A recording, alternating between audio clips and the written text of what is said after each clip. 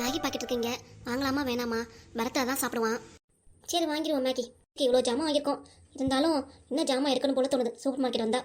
இந்த பையன் அவங்க அப்பா மாதிரி ஒரு ஹெல்ப் பண்ண மாட்டான். எப்போ பார்த்தாலும் நம்ம தான் எல்லாத்துக்கும் அலைய வேண்டியதாக இருக்குது, வாங்க வேண்டியதாக இருக்குது. இந்த அக்கா சுதாவோட அக்கா புஷ்பா தானே அன்னைக்கு மார்க்கெட்டில் வந்து 2 பேரும் சண்டை போட்டாங்களே, அதில் பெரிய கைவங்க தானே. போய் நம்ம போய் பேசுவோம். அக்கா, யார் நம்மளை கூப்பிட்றாங்க? யார் நீங்கள்? தெரியலையாக்கா? அம்மா சுத்தமாக தெரில, யார் நீங்கள்? என்னக்கா கண்ணாடி போட்டு என்னை தெரிலங்கிறீங்க? ஏய், இன்னும் நக்கலா உனக்கு? கோச்சிக்காதீங்கக்கா, சும்மா தான் சொன்னேன். நீ யார் என்கிட்ட பேச வேண்டிய அவசியம் என்ன? அக்கா, நீங்களும் சுதாக்காவும் அன்னைக்கு மார்க்கெட்டில் நின்று சண்டை போட்டுட்டு இருந்தீங்களே, நான் பக்கத்துலேயே தான் நின்னேன். அப்படியா? அதுக்கு என்ன இப்போ? அக்கா, எப்போவுமே கோவப்பட்டே இருக்காதீங்க, கொஞ்சம் நார்மலாக அவங்க, சரிங்களா? அப்போ தான் முகம் நல்லாயிருக்கும். ஆமாம், அன்னைக்கு சண்டையில் எனக்கு முன்னாடி வழி விடாமல் நின்னவ நீ தானே?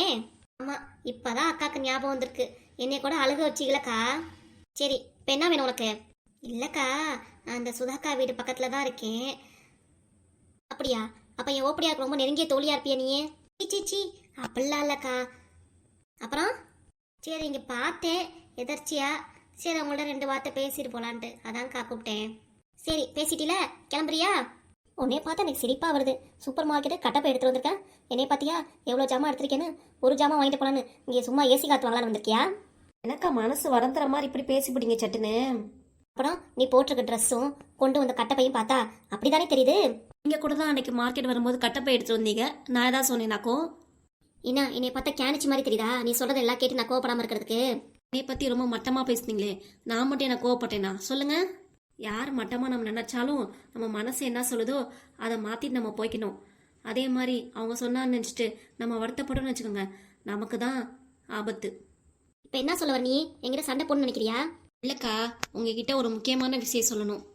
அம்மாடி ஆத்தா, எனக்கு வீட்டில் ஏகப்பட்ட வேலை இருக்குது, சரியா? உன்னே மாதிரி இல்லை, அதனால நீ சொல்கிறதெல்லாம் கேட்கறதுக்கு எனக்கு நேரம் இல்லை, நான் வரேன். Any help madam? ஒரே சவுண்டாக இருக்குது, எதுவும் சண்டையா? அதெல்லாம் எதுவும் இல்லை பையா, நீங்கள் போங்க. இல்லை மேடம், அந்த ரோஸ் கலர் புடவை லேடி ரொம்ப சவுண்ட் விட்டாங்க, அதுக்கு தான் கேட்குறேன். இல்லை பையா, அதெல்லாம் ஒன்றும் இல்லை, நான் பார்த்துக்கிறேன், நீங்கள் போங்க. வேறு ஏதாவது திங்ஸ் சொல்லுங்கள் மேடம், நான் எடுத்து தரேன். அக்கா, உங்கள் ஓப்படியார் சுதா பற்றி ஒரு முக்கியமான விஷயம் சொல்லணும், கொஞ்சம் கேட்குறீங்களா? ஐயா அவ்வளோதான், எனக்கு ஷாப்பிங் முடிஞ்சிச்சு, நீ கிளம்புங்க, நான் பார்த்துக்கிறேன். Okay, thanks madam. ஏய், நீ என்ன சொல்லிட்டு இருந்த? சுதா பற்றி ஒரு விஷயம் சொல்லணுமா? என்ன விஷயம் அது? ஆமாக்கா. என்ன விஷயம்? என்னக்கா, உங்கள் வீட்டு விஷயம் நீங்கள் தான் என்கிட்ட சொல்லணும், நான் சொல்லி உங்களுக்கு தெரிய வேண்டியதாக இருக்கேன் உங்களுக்கு. இப்போ என்ன விஷயம்னு சொல்கிறியா இல்லையா? ஓப்படியா பெரிய பொண்ணு சுவாதி காலேஜில் ஒரு பையனை லவ் பண்ணுதாக்கா. என்ன சொல்ற, உண்மையாவா? ஆமாக்கா, ஊரெல்லாம் எல்லாருக்கும் தெரிஞ்சிருக்கு, உங்களுக்கு தெரியலையா? சரசு, எனக்கு தெரியாது. அன்னைக்கு ஆஸ்மத்தில் மீட் பண்ணப்போ கூட எதுவுமே அவன் என்கிட்ட சொல்லவே இல்லையே. பார்த்துக்கோங்க, அவங்க வீட்டு விஷயம் உங்களுக்கு தெரியக்கூடாதுன்னு அப்படியே மறைச்சிருக்காங்க. அப்பயாவது அவங்க நல்லெண்ணத்தை பார்த்து புரிஞ்சுக்கோங்க. அதான் இப்போ எனக்கு தெரிஞ்சு போச்சு அவளோட நல்லெண்ணம் என்னன்ட்டு. அது மட்டும் இல்லைக்கா, உங்கள் ஓப்படியார் சுதா ஃபஸ்ட்டு மாதமாக இருக்கும்போது அவங்க ஆஸ்பத்திரி டெலிவரி போகும்போது அந்த குழந்தை ஏதோ இதில் இறந்துருச்சு. அதுக்கப்புறம் அவங்க மாமியாருக்கு தெரியாமல் அங்கே உள்ள குழந்தைய தத்தெடுத்து வளர்த்துருக்காங்க. அது இப்போ தான் அவங்க மாமியார்கிட்ட சொல்லியிருக்காங்க. உங்கள் மாமியார் கேட்டு வீட்டில் ஒரே சண்டைக்கா. அதனால தான் உங்கள் மாமனாருக்கு ஹார்ட் அட்டாக் வந்துருச்சு, ஆப்ரேஷன் பண்ணியிருக்காங்க. தெரியுமா இது உங்களுக்கு? சரி, என்னடி குண்டு மேலே குண்டு தூக்கி போடுற? யாரு சுவாதி தத்து பிள்ளையாமா? என்னடி தலையெல்லாம் கிர்ன்னு சுத்துது? என்ன இவ்வளோ விஷயத்தில் இவ்வளோ பெரிய விஷயத்தை அமுக்கமாக வெளியே தெரியாமல் மறைச்சிட்டா? என்ன ஒரு தந்திரக்காரியாக இருப்பா அப்பா. ஆனால் அவங்க வீட்டுக்காருக்கு என் குழந்தைனாருக்கு இதில் உடன்படாக இருக்காது, அவளாக செஞ்ச வேலையாக தான் இருக்கும். ஆஹா, என்னடியே இப்படி ஒரு இது நடக்குது வீட்டுக்குள்ளார? நான் ஒருத்தி அவள் ஒருத்தி 2 பேர் தான் இருக்கும். வெளியெல்லாம் தெரிஞ்சிருக்கு, என்கிட்ட ஒரு வார்த்தை கூட அவளுக்கு சொல்லவே இல்லை, மாமியார்காரி மருமகாரியும். அப்போ கூட அன்றைக்கி ஆஸ்பத்திரி போனப்போ கூட என் மாமியார் நான் கூட பேசும்போது கூட பக்கத்தில் வந்து நின்னாலே. இதுதானோ அது? பேச விடாமல் தடுத்தாலும் எதுவும் சொல்ல விடாமல். இப்போ தான் புரியுது எனக்கு. ஆமாக்கா, எனக்கு பிடிக்காது. என்கிட்டையும் அவங்க நிறையா சண்டை போட்டிருக்காங்க, அதனால் இல்லைக்கா, அவங்க ஓப்படியாக இருந்தீங்க, சரி அதான் விஷயம் தெரியுமா இல்லையான்ட்டு உங்கள்கிட்ட கேட்டுட்டு போகலான்னு வந்தேன். இவ்வளோ பெரிய விஷயம் இது, இவ்வளோ வருஷமாக மறைச்சிருக்காங்க இந்த விஷயம். நான் ஒத்த ஓப்படியாரு, நான் ஒரு ஆள் தான் இருக்கேன். என்கிட்ட சொன்னால அவன் என்கிட்ட தான் பேசுறது இல்லை. சரி, ஆஸ்பத்திரி வரும்போது சொல்லணுமா இல்லையா அவ? என்ன ஒரு அக்காவை தங்கச்சியோ தெரியல அவ. போ, எப்படியும் நீ சொல்லவும் எனக்கு இவ்வளோ ஒரு விஷயம் தெரிஞ்சிருக்கு. இல்லைன்னா அவ்வளோதான், மாமியாரும் மருமகளும் அப்படியே மறைச்சிருப்பாள்கள் வீட்டில் உட்காந்துட்டு. அது மட்டும் இல்லைக்கா, உங்கள் மாமியார் உங்கள் சுதாக்கா கூட பேசுகிறதே இல்லை. அந்த சுவாதியை கூட பேத்தியை ஏற்றுக்க அவங்க மனசு வரவே இல்லை. அவங்க வீட்டில் இருக்க பிடிக்காம அவங்க 2 பேரும், பாட்டியும் தாத்தாவும் 2 பேரும் மச்சி வீட்டுக்கு போகிறதா ஐடியா பிளான் பண்ணியிருக்காங்கக்கா. அது மச்சி வீடா? எனக்கு புரியலையே. அவங்க 2 பேரும் தனியாக உழ வச்சு சோறாக்கிட்டிங்கிற மாதிரி உங்கள் மாமியார் ஏற்பாடு பண்ணுச்சு. அதுக்கு உங்கள் மாமனாருக்கு சம்மதம் இல்லை.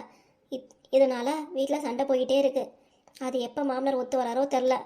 இல்லை அது வரைக்கும் உங்கள் மாமியார் நான் தனியாக போகிறேன்ட்டு குதியாக குதிக்குது. கடவுளே, என் மாமியார் இந்த வயசுலேயே தனியாக சோறாக்கிட்டீங்க போதாமா? அதுக்கே சுகர் பிபி இருக்குது, அது என்ன பண்ணும் அது தனியாக சோறாக்கிட்டுன்னு? ஆமாக்கா, உங்கள் ஓப்படியார் சுதா கூட வேண்டாத்த, உங்களுக்கே வயசாயிருச்சு, இதெல்லாம் வேண்டாம், நீங்கள் தனியாக போக வேண்டாம், நானே சோறாக்கி போடுறேன் அப்படின்னு சொன்னதுக்கு உங்கள் மாமியார் அதெல்லாம் நான் கிடையாது, நான் தனியாக தான் போவேன்ட்டு ஒரே பிடியாக பிடிக்குதுக்கா.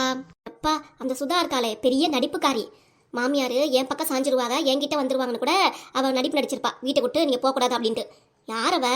அதான் அந்த சுவாதி தத்தெடுத்துலாம் தெரிஞ்சு போச்சுல, வீட்டில் என்னமோ எதுக்கு இருக்காராம், வீட்டை விட்டு கிளம்ப வேண்டியதானே வெளியே. மாமியார் பேச்சு கேட்டுட்டு அவர் மட்டும் எதுக்கு அங்கேயே உட்காந்து அங்கேயே சாப்பிட நினைக்கிறாரு? ஆமாக்கா, நீங்கள் என்கிட்ட கேட்குற கேள்வி விட்டுட்டு நேராக உங்கள் மாமியார் வீட்டுக்கு போய் உங்கள் மாமியாரே அந்த சுதாவையும் ரெண்டுக்கு மட்டும் தான் கேள்வி கேட்டிங்கன்னு வச்சுக்கோங்க, எல்லா வேலையும் எல்லாம் முடிஞ்சிருச்சு, உங்களுக்கும் என்னன்னு உங்களுக்கு எல்லாமே தெரிஞ்சிடும். அதான்க்கா சொல்கிறேன். ஷாப்பிங் முடிச்சு என்ன வேலை, அடுத்து எங்கள் மாமியார்கிட்ட போய் அவகிட்டையும் மாமியார்கிட்ட ஒன்று இல்லைன்னு பண்ணிட மாட்டேன், நான் கேள்வியாக கேட்டு நான் போகிறேன், இப்போவே போகிறேன். அக்கா போங்க, அதே மாதிரி சொத்தை எப்படி பிரிக்கிறீங்கன்னு கேட்டுக்கோங்க, இல்லைன்னா அந்த தத்து பிள்ளைக்கே எல்லாத்தையும் கொடுத்துட போறாங்க, பார்த்துக்கோங்க. நெய் பந்தம் பிடிக்கிறது என் பையன் தான், அது பொம்பளை பிள்ளைங்களா பிடிக்கும், அதுவும் அர்த்த வீட்டு பிள்ளை, அதெல்லாம் கிடையாது. நீ போகிறேன், போயிட்டு என்ன அதுன்னு எங்கள் மாமனார்கிட்டே கேட்குறேன். சொட்ட மண்டா மாமனாட்ட சீக்கிரம் சொத்தை பிரிக்க நீங்கள் இருக்கிற வரைக்கும் அப்படிங்க போயிட்டீங்கன்னா எல்லாத்தையும் உங்கள் சின்ன மருமூலை ஆட்டை போட்டுருவா, எல்லாம் அவ பொண்ணு கேள்வி வச்சுருவா அப்படின்னு போய் சொல்லி வைக்கிறேன். அக்கா போயிட்டு என்னன்னு கேளுங்க, நானும் இங்கே ஷாப்பிங் பண்ணுற வேலை நிறையா இருக்குது, நீங்கள் தான் மேலே முடிச்சிட்டிங்க போல இருக்குது, போயிட்டு அப்படியே முடிச்சுட்டு உங்கள் வீட்டுக்கு போனீங்கன்னா உங்களுக்கும் ஒரு நிம்மதியாக இருக்கும்ல. ஆமாம், எனக்கும் மனசில் அவ்வளோ கேள்வி இருக்குது, எல்லாத்தையும் அங்கே போய் கொட்டினாதான் எனக்கு மனசு ஆறும். போகிறேன். இவ்வளோ தூரம் என்கிட்ட நீ விஷயம் சொன்னாலும் எனக்கு தெரிஞ்சிருக்கு, இல்லைன்னா அவ்வளோதான், எதுவுமே தெரிஞ்சிருக்காது. என்னை மன்னிச்சிரு சரசு, நீ என்கிட்ட விஷயம் சொல்ல வந்திருக்க, நான் ஏதோ தப்பாக நினச்சிட்டு உங்ககிட்ட கோவப்பட்டுட்டேன். அக்கா நீங்கள் வேற, நான் தான் அப்போவே சொல்லிட்டேன்ல, யார் நம்மக்கிட்ட கோவப்பட்டாலும் இது பண்ணாலும் நம்ம உடனே மறந்துடணும் அப்படின்ட்டு. நீங்கள் ஏக்கா அப்படி வேறு நினச்சிட்டு இருக்கீங்க? போங்கக்கா, நீங்களும் எனக்கு ஒரு அக்கா மாதிரி தான்க்கா. சரி சரி, இப்படியே அவள் வீட்டில் நடக்கிற எல்லா விஷயத்தையும் என்கிட்ட அப்பப்போ சொல்லு, சரியா? என் வீடு எங்கே இருக்குன்னு தெரியல. தெரியும்க்கா. யாரு என்னை பற்றி என் வீடு எங்கே இருக்குன்னு எல்லாத்தையும் தெரிஞ்சு வச்சிருக்கேன், நான் தான் உனக்கு தெரியாம விட்டுட்டேன். பரவாயில்லக்கா, கொண்டு எங்கள் மாமனார் வீட்டில் விஷயம் உனக்கு தெரிய வந்துச்சுன்னா எனக்கு தகவல் கொடு. உனக்கு ஏதாவது பணம் தேவைப்பட்டுச்சுன்னா என்கிட்ட கேளு, நான் தரேன். சரி வரட்டுமா? அங்கே போய் மாமனார்கிட்டையும் மாமியார்கிட்டையும் நிறையா கேள்வி கேட்கணும், அதனால நான் மறந்துடுவேன் உங்களுக்கு இங்கேயே. நான் போகிறேன், பாய். சரிக்கா, பார்த்து போயிட்டு வாங்க. புஷ்பா, என்னைய பார்த்து ஒன்றும் இல்லாதவன் நீ கட்டப்பை எடுத்துட்டு வந்திருக்கேன்னு என்னை கேவலமாக பேசுறியா? இருடி, உனக்கு ஒன்றுக்கு ரெண்டா அப்படியே மாட்டி விட்டுட்டு ஓ நிம்மதியை கெடுக்கல. என் பேர் சரசு இல்லை, எனக்கு அந்த சுதா வீடு ஆகாது தான், அவளே எனக்கு பிடிக்காது. உங்க எனக்கு விஷயம் தெரியுமா தெரியாதுன்றதுக்காக தான் உன்கிட்ட போட்டு வாங்கினேன். ஆனால் உனக்கு தெரியாதுங்கிறப்ப இந்த விஷயத்தை எல்லாத்தையும் உன்கிட்ட சொன்னதே எனக்கு ரொம்ப சந்தோஷமாக இருக்குது. இன்னமேட்டு பாரு என்னோட ஆட்டத்தை. நான் உனக்கு புஷ்பா, நீ பேசின பேச்செல்லாம் நான் மறக்க மாட்டேன். இனிமேட்டு பாரு நீ என்ன கதிக்கு ஆக போறேன்னு. அன்னைக்கு மார்க்கெட் கூட என்னை அழுக வச்சில, அதை நான் என்னைக்குமே நான் மறக்க மாட்டேன்டி புஷ்பா. நீ புஷ்பாவாரில் கிஸ்பாவாரு, ஆனால் இந்த சரசு என்னைக்குமே சரவெடி தான். வெடி மாதிரி எல்லார் வீட்லேயே கொளுத்தி போட்டு வெடிக்க வச்சிருவேன், பார்த்துக்கோ. உங்ககிட்ட ஒரு முக்கியமான விஷயம் சொல்லணும். சொல்லுடி, என்ன விஷயம்? பஸ் ஸ்டாப்பில் நானும் அக்காவும் நிற்கும் போது வருண் வந்தாருமா. அப்படியா? என்ன சொன்னாப்ல அந்த பையன்? அது அக்காட்டே கேட்டுக்கோமா. சுவாதி, என்ன பேசிட்டீங்க ரெண்டு பேரும்? இல்லை வருண், இந்த காதலை இதோட முடிச்சுக்கலாம், இனிமேட்டு வேணாம் அப்படின்னு நான் சொல்லிட்டேம்மா. ஏண்டி, ஏன் அப்படி சொன்ன? என்னம்மா, பெத்த தாயா இருந்துட்டு நீ இப்படி ஒரு கேள்வியை கேட்கலாமா? நானே வேணும்னு முடிவு பண்ணிட்டேன், நீ ஏம்மா இப்படி பேசுகிற? நீ தானே சொன்ன அந்த பையனுக்கு நான் தாம்மா ப்ரப்போஸ் பண்ணேன் அப்படின்ட்டு. இப்போ வேணாங்கறியே, அந்த பையனுக்கு எவ்வளோ மனசு கஷ்டமாக இருக்கும். சொன்னேதாம்மா, இல்லைன்னு சொல்லலை. அதுக்காக நம்ம வீட்டில் எவ்வளோ விஷயம் நடந்துருச்சுல, சொல்லு பார்ப்போம். என்னை பட்ட விஷயம், அதே மாதிரி தாத்தாக்கு நடந்த விஷயம், அப்பாய் பண்ணுற விஷயம் எல்லாமே நினைக்கிறப்ப இந்த காதலே வேண்டாம் அப்படின்னு தோணுதுமா. இல்லாமல் நம்ம அப்பாவுக்கும் இந்த விஷயத்தில் உடன்பாடு இல்லை. அப்பா ஒரேபடியாக தான் பிடிப்பார். எதுக்குமா மேற்கொண்டு அவனை காதலிச்சு கஷ்டப்பட்டுட்டு, அதனால் இப்போயே பிரேக்கப் பண்ணிக்கலான்ட்டு வேணான்னு சொல்லிட்டேம்மா. அப்படியா?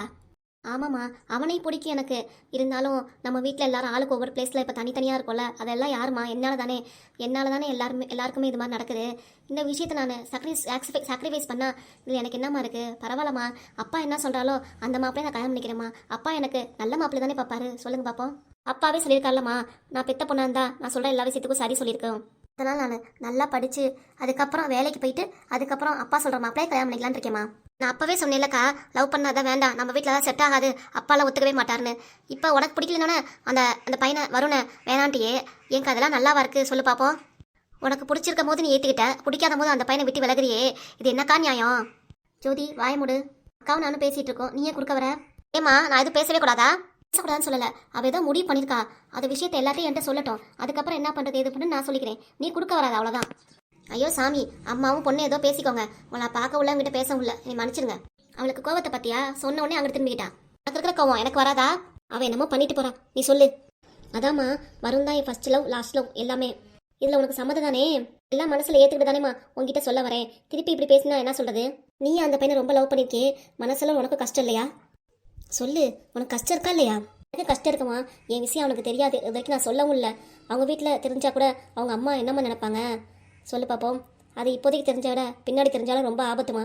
அதனால தான் இப்போதே நான் வேணான்ட்டு முடிவு பண்ணிட்டேம்மா. அதுவும் இல்லாமல் இத்தனை வருஷம் எனக்காக எவ்வளவோ பண்ணியிருக்கீங்க, விட்டு கொடுத்துருக்கீங்க. இந்த ஒரு விஷயம் உங்களுக்காக பண்ணுறதுல என்னம்மா இருக்குது? நீங்கள் எல்லாமே என் நல்லது தானே செய்வீங்க.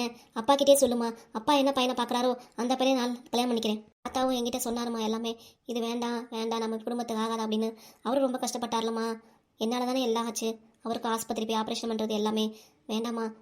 சரி சுவாதி, எல்லாம் உன்னோட விருப்பம். இனிமேட்டு உனக்கு எப்படி இருக்குன்னு தோணுதோ அப்படியே இரு. உன் மனசாட்சிக்கு எந்த துரோகம் பண்ணாமல் கரெக்டாக இரு. கண்டிப்பாக இருப்பேம்மா. சரி, எனக்குள்ளார வேலை இருக்குது, நான் போய் பார்க்குறேன். சபாஸ்கா சபாஸ். இப்போ ஒருத்தரை மனசார விரும்பி லவ் பண்ணிட்டு இப்போ அப்பா சொல்கிற மாப்பிளையே கல்யாணம் பண்ணிக்க நினைக்கிறேன். எப்படிக்கா உன்னால் மட்டும் இப்படி மாற முடியுது? அம்மாச்சி வீட்டில் தூக்கத்தில் வருண் புலம்பிட்டு இருந்தியே, அதுக்கெல்லாம் என்னக்கா அர்த்தம்? சொல்லுக்கா. நான் சொல்லியும் பதில் சொல்லலை. சரி ஓ இஷ்டக்கா, ஆனால் நீ நல்லா சந்தோஷமாக இருந்தாலே அது எனக்கு போதுங்க்கா. இதுக்கப்புறம் உன் இஷ்டக்கா, நீ என்ன பண்ண நினைக்கிறியோ அதே பண்ணிக்கோ. எனக்கு என்ன சொல்கிறதுன்னு தெரில. நான் தத்து பிள்ளையாக இருந்தாலும் எங்கள் அம்மா அப்பாவும் இது வரைக்கும் என்னை பாசமாக வளர்த்துருக்காங்க. எங்கள் அப்பா இவ்வளோ கராராக இருந்தாலும் ஒரு நாள் கூட இதை சொல்லி காமிச்சதில்லை. நான் அவங்க பொண்ணாக இருந்தேன்னா சொல்லியிருப்பேனா நான் தெரியல. ஆனால் அப்பாவே அவர் வார்த்தையால் சொல்லிட்டாரு, என் பொண்ணாக இருந்தால் கேட்டிருக்காதா அப்படின்னு. நான் அப்பாக்காக இதை சாக்ரிஃபைஸ் பண்ணிட்டேன். எனக்கு வருணை ரொம்ப பிடிக்கும். இருந்தாலும் நம்ம குடும்ப சந்தோஷத்துக்காக எல்லாத்தையும் நான் விட்டுட்டேன். வேண்டாம், நம்ம குடும்பம் சந்தோஷமாக இருந்தாலே போதும். என்னால் யாருக்கும் பிரச்சனையும் வேண்டாம். முன்ன இருந்த மாதிரி சந்தோஷம் குடும்பத்தில் நல்ல நிலவி வந்தாலே எனக்கு சந்தோஷம்தான். இவ்வளோ வருஷம் என் சந்தோஷத்துக்காக அப்பா அம்மா பாடுபட்டாங்களே, இனிமேல் நான் வருணை விட்டு விலகி அப்பா அம்மா சந்தோஷத்துக்காக நான் இருக்க போகிறேன். இனிமேல் என்னால் யாருக்கும் எந்த தொந்தரவும் வராது, யாருக்கும் எந்த சண்டையும் வராது. அதுக்காக நான் வீட்டை விட்டு ஓடவும் மாட்டேன். பெருத்த அவமானமாயிரும் என் குடும்பத்துக்கு. இவ்வளோ வருஷம் என்னை சோறு போட்டு ஊட்டி வளர்த்த இந்த குடும்பத்துக்காக நான் நன்றியோடு இருப்பேன். நல்லா படித்து சம்பாதிச்சு எங்கள் அப்பா உட்கார வச்சு அவருக்கு சாப்பாடு போடுவேன். நான் எங்கள் அப்பாவை நல்லா பார்த்துக்குவேன். நான்